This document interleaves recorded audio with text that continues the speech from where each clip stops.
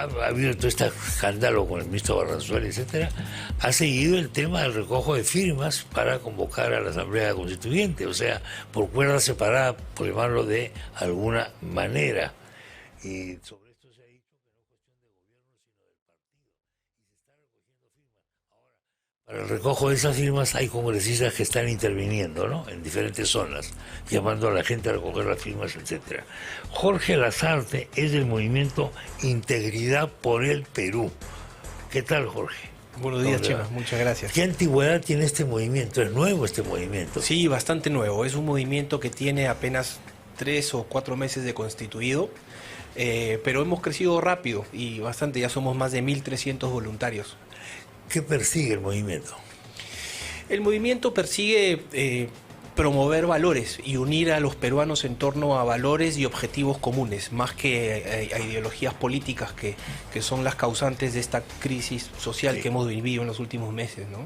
Y actualmente están activando judicialmente para impedir el famoso referéndum, o para impedir el recojo de firmas para el referéndum. Sí, actualmente, o sea, yo creo que todos coincidimos en que la estabilidad de este gobierno es muy débil, ¿no? Y aventurarnos a hacer cambios en la Constitución en esta coyuntura es algo sumamente peligroso, no solamente por las personas que promueven este cambio en la Constitución, sino por la coyuntura en la que vive el país, muy polarizada. No parece ser el mejor escenario para generar una nueva Constitución. Y así hemos iniciado 2 iniciativas que buscan evitar este riesgo, ¿no? Evitar que este riesgo se materialice. Una al nivel judicial, como dices tú, y la otra a nivel Congreso de la República mediante una iniciativa que hemos propuesto. ¿La judicial cómo va? ¿En qué consiste? Mira, la judicial es una demanda de amparo que hemos interpuesto en la ciudad de Trujillo, porque uno de los voluntarios de nuestro movimiento, que fue el promotor de esta iniciativa, vive en la ciudad de Trujillo, y descubrimos junto a él, haciendo un análisis de cómo había sido el proceso de autorización para el recojo de firmas, que habían muchos vicios de inconstitucionalidad en la autorización que da la OMPE, ¿no? La OMPE emite una autorización para recolectar firmas sin analizar el primer párrafo del artículo 206 de la Constitución, que dice que toda reforma de la Constitución debe pasar por el Congreso. Entonces, cuando le preguntamos nosotros a la OMPE cómo es posible que hayas hecho algo así, nos dijo que ellos no analizan ni la legalidad ni la constitucionalidad de los actos que emiten, lo cual nos pareció una barbaridad, porque de acuerdo con las leyes en el Perú, todo acto de cualquier entidad de la administración pública tiene que estar de acuerdo a ley, de acuerdo a la Constitución y tener una motivación suficiente. Así que ese acto creemos es nulo, y como un acto nulo, todo el proceso de recolección de firmas que viene después está viciado de nulidad. Y le hemos pedido a un juez que mediante una acción de amparo declare ese planillón o esa autorización para la entrega de planillas como un acto nulo y que deje sin efecto todo este proceso de iniciativa de referéndum que promueve el partido de gobierno. ¿Cuándo se espera que se emita esa resolución judicial? Mira, la demanda acaba de ser admitida hace 2 días. Okay. El admisorio, la resolución que admite a trámite la demanda, fija una fecha de audiencia, que es la audiencia única del proceso, para el 28 de diciembre. En esa audiencia vamos a participar los demandantes y las 3 entidades a las que hemos demandado, que son la OMPE, la RENIEC y el Jurado Nacional de Elecciones. En esa misma fecha el juez podría dictar sentencia. Ajá. Este juez es un juez muy promotor del juicio oral en la ciudad de Trujillo, y podría, una vez que escuche a las partes, pronunciarse y resolver la demanda que hemos presentado. Si no lo hace en esa misma audiencia, podría hacerlo unos días después. ¿Qué pasaría con las firmas ya recogidas? Pierden valor, pierden todo valor. Serían firmas recolectadas en un papel que no tiene valor legal, ¿no? Por eso es que... Porque ha seguido el proceso de recolección de firmas, ¿no? Sí, continúa. Sigue, activamente.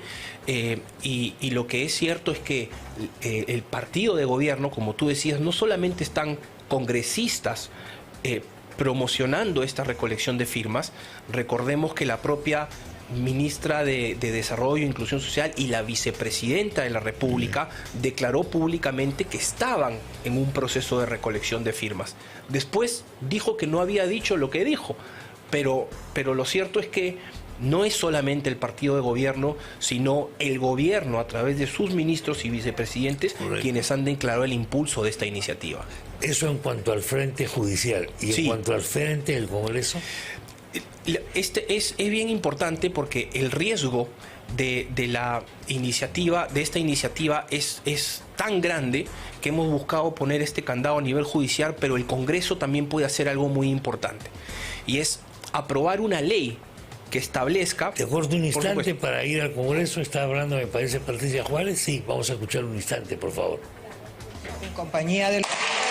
Muchas gracias. Bueno, ha sido la congresista, presidenta de la Comisión de Constitución, Patricia Juárez, pero hay además seguimos aquí con Jorge Lasarte del Movimiento Integridad por el Perú. Hay un tuit de Vladimir Cerrón que dice así: congresista Elizabeth Taipe Coronado invita a Premier a leer el programa de gobierno de Perú Libre, que ganó las elecciones, partido por el cual está sentada en el cargo.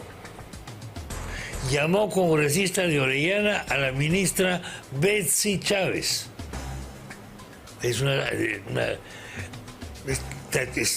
terminante Vladimir Cerrón con esto, ¿no? Es una sacar de cuerpo, digamos, absolutamente del gabinete que se está presentando en el Congreso. Bueno, con Jorge Lasarte hemos conversado del Movimiento Integridad por el Perú. Hemos conversado primero sobre el frente judicial. Han presentado una demanda de amparo para que se corte el sistema, el proceso de pedir firmas para la constituyente y se le declare ilegal, ¿no?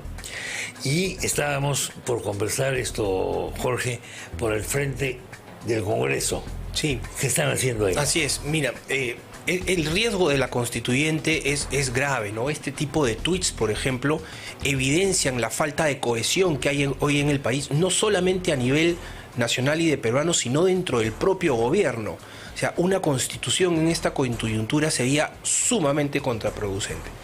Pero lo importante, más allá de que querramos o no tener una nueva constitución, es que esta constitución no se puede crear como a uno se le antoja. No es que al partido o al gobierno se le ocurre decir vamos a generar una asamblea constituyente, término que no existe en nuestra legislación, o vamos a generar un consejo de miembros destacados que creen una nueva constitución. No, una constitución se crea o se modifica conforme a las normas de la propia constitución. Entonces, nuestra constitución dice que toda reforma constitucional pasa por el Congreso. Hoy, dado que ya la OMPE autorizó la recolección de firmas, existe el riesgo de que el Jurado Nacional de Elecciones autorice al presidente Castillo a convocar a un referéndum sin pasar por el Congreso, violando la Constitución. Pero tanto la OMPE como el Jurado Nacional de Elecciones se rigen por leyes. No se rigen por la Constitución solamente, se rigen por leyes. Y esas leyes son dadas por el Congreso. Entonces, el Congreso tiene el poder de evitar un quebrantamiento del orden constitucional mediante este referéndum.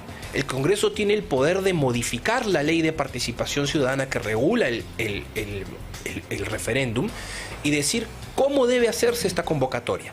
Entonces, nosotros lo que hicimos desde Integridad por el Perú fue generar un proyecto de ley para establecer que el Jurado Nacional de Elecciones no puede autorizar a Castillo a convocar un referéndum si es que el Congreso no lo ha autorizado previamente, que es lo que dice el artículo 206.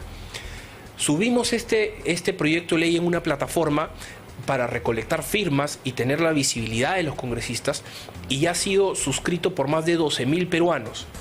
Lo hemos hecho llegar a distintas agrupaciones parlamentarias y la verdad es que esperamos ansiosamente que pueda ser hecho suyo por alguna y que pueda ser expuesto en la Comisión de Constitución y en el Pleno para su aprobación, porque sería una manera muy segura y muy potente de evitar este riesgo a una asamblea constituyente.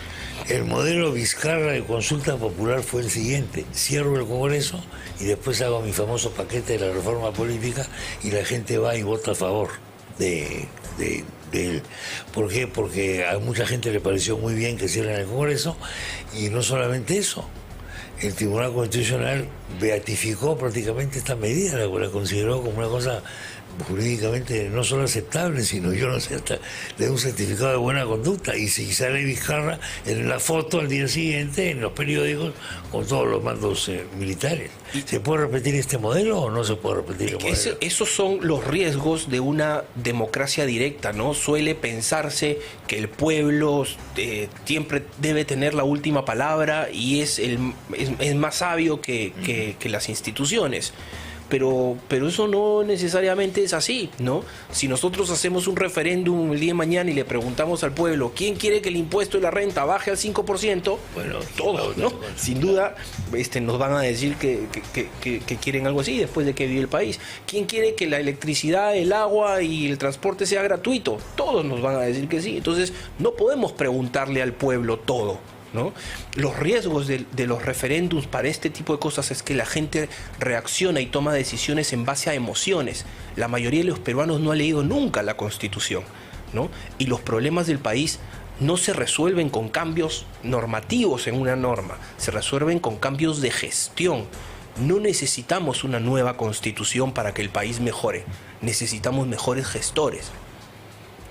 El problema es que no nos gusta la gestión, o por lo menos al gobierno no le gusta mucho la gestión. No le gusta la gestión, no le gustan las cifras, le gustan los gestos más que la gestión. Y entonces estamos siempre con mensajes dobles, triples, cuádruples, de acuerdo a las circunstancias. No sé cómo quedará la cosa ahora después de que le den el voto de confianza. Creo que le van a dar al gabinete, pero no vamos a haber superado esta disyuntiva tampoco. Esta ambigüedad, estos mensajes variados, diferentes, etcétera.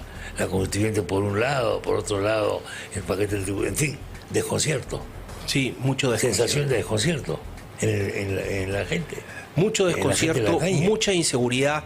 Yo, sin embargo, creo, Chema, que una de las principales preocupaciones de las personas y de las empresas hoy día es el tema de la nueva constitución, de la Asamblea Constituyente. El sector privado tiene un fundado temor a un cambio intempestivo de las reglas de juego.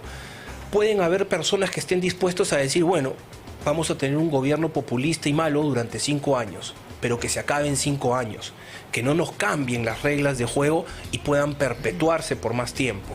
Entonces, poner estos candados, tanto a nivel judicial como a nivel legislativo, pueden generar algún tipo de tranquilidad en la inversión privada, para sentir que por lo menos la institucionalidad, las normas constitucionales, los derechos fundamentales se van a mantener y no se van a trastocar, ¿no? Bueno, tenemos el caso de Chile. En Chile se está desarrollando algo que algunos quisieran, disculpando la expresión, replicar en el Perú. Los peruanos siempre hemos mirado a Chile con una cierta envidia. Es una relación de amor-odio la que tenemos con Chile, ¿no?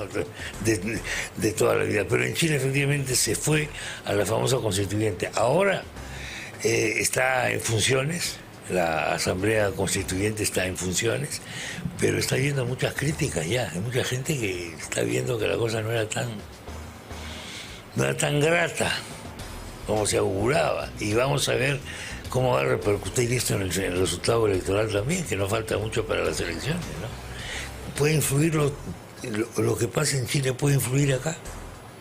Yo creo que debería influir, es decir, yo creo que se aprende de los errores no solamente propios, sino también de los errores ajenos. Creo que lo que está pasando en Chile debe servirnos a nosotros de ejemplo de lo que no queremos que ocurra. La Asamblea Constituyente, como tú dices, está causando muchísimos problemas. Y es justamente la incertidumbre de lo que puede aprobar una Asamblea Constituyente lo que genera tanto temor. ¿Por qué si nuestra Constitución tiene muchas cosas buenas, muchos derechos fundamentales por los que hemos luchado tanto, por qué los queremos desconocer? ¿Por qué eliminarlos? ¿Por qué hacer un borrón y cuenta nueva? Todos coincidimos en que deben haber cambios, pero esos cambios tienen que ser puntuales en lo que se necesita. Vamos a escuchar un instante lo que está ocurriendo en el Congreso. El general Quiabra, me parece que está en uso de la palabra. Vamos a congresista Quiabra, congresista, ex general de ejército, ex ministro también, y una persona que se está perfilando. Yo bueno, no es que lo haya tratado mucho, pero ha mejorado su lenguaje de una manera, como dicen los guachafos, exponencial.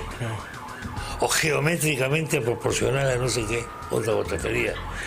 En fin, entonces estábamos con Jorge Lasarte de Integridad por el Perú. En Chile hay un sector muy desilusionado de la Asamblea Constituyente, porque está levantando más problemas que los que aparentemente quiere solucionar. No es tan fácil la cosa, ¿no? La cosa no es que el pueblo decide, el pueblo se arrepiente también de las decisiones que toma.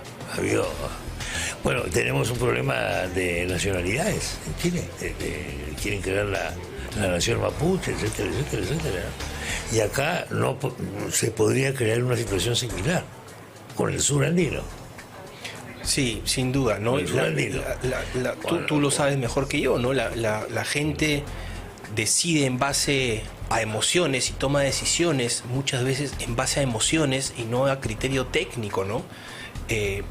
Lo que dice una constitución, el contenido de una constitución, muy pocas personas lo conocen, y lo que ha pasado en Chile es consecuencia de un levantamiento social muy emotivo, ¿no? Claro, cuando uno empieza a pensar todo lo que eso puede traer como consecuencia es grave, ¿no? Y efectivamente la Constitución de Chile podía haber tenido cosas buenas que había que salvar. Mal que bien fue la Constitución con la que Chile, con gobiernos de centro izquierda, estuvo gobernando con crecimiento económico. ¿No? Entonces, o sea, fue una Constitución que no le hizo ascos a gobiernos de centro izquierda.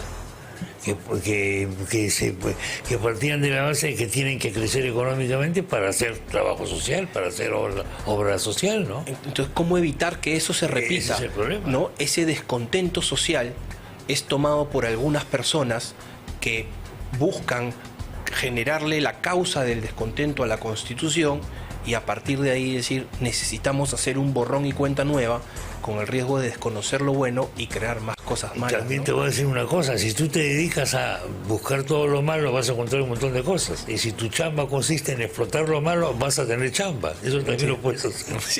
Eso también lo puedes hacer prácticamente de manera ilimitada. Bueno, Lasarte, muchas gracias por la visita. No, a ti, Chema. Estaremos vamos a ver qué ocurre con la resolución judicial de Trujillo. Sí, a ver qué pasa. El 28 de diciembre va a ser un gran día para nuestro país y ojalá sea un día para celebrar.